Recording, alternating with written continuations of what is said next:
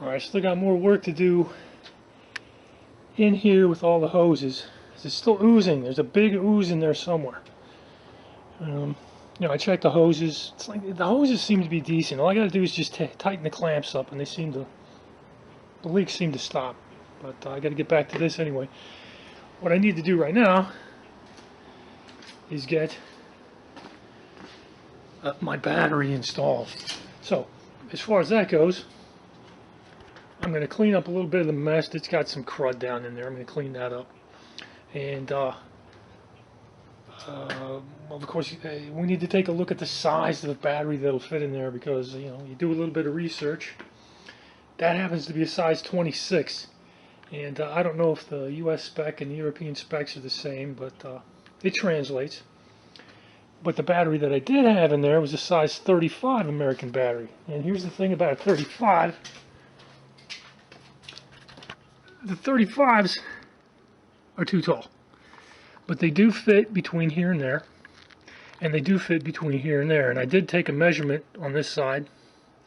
So if a 35 will fit this direction, but it's too tall, and a 26 will fit in there completely. So anyway, it gave me three different measurements for this. And I found a website that had a listing of all the different battery sizes. And then I sorted it and reduced it. So let's go take a look at the batteries that'll fit in there. Okay, there's all the batteries that fit in there. Notice that the size 26 is in there. I took out the 35 because it's too tall.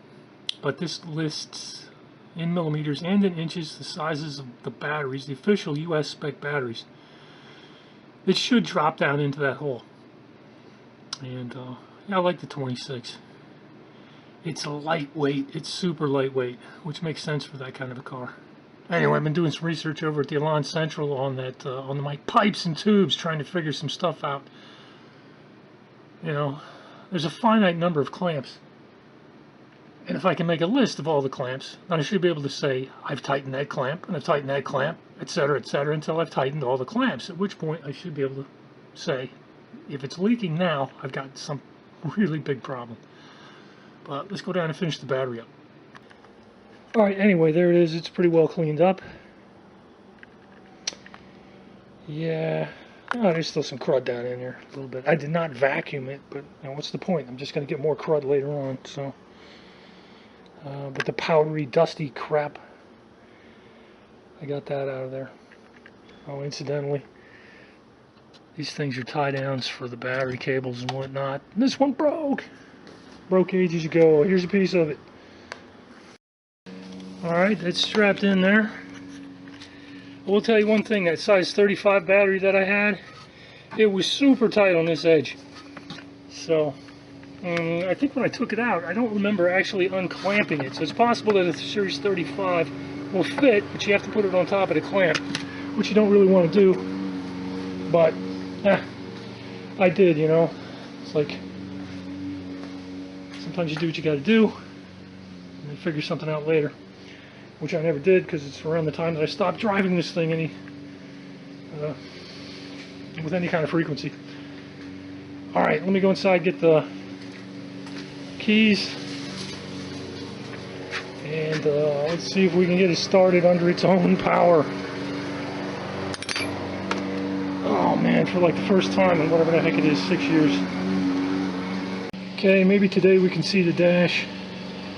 Let's give it a shot, see what happens. Get any juice? We got juice. Is my fuel level gonna go down? I don't know. Anyway, let's start cranking.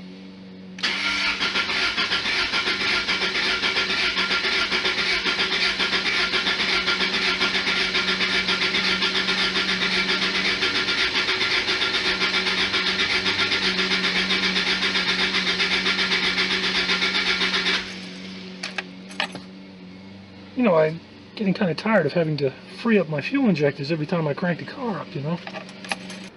Alright, let's try it again. I did 2 of them. Let's see what happens. Certainly that should be enough, right? And then the others are going to free up once it cranks. Two cylinder. Come on, give me 3. Oh, come on.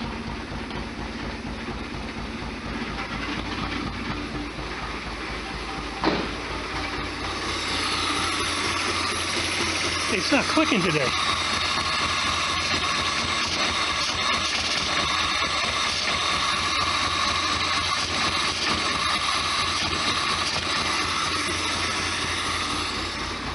Alright, let me free the other ones up. Okay, that was all 4. Try it again.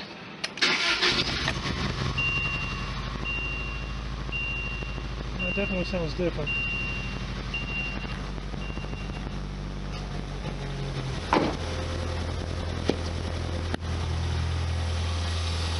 I'm telling you, it's not ticking like it was the other day.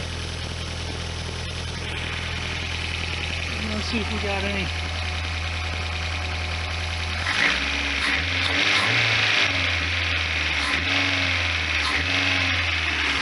Yeah, that's all 4.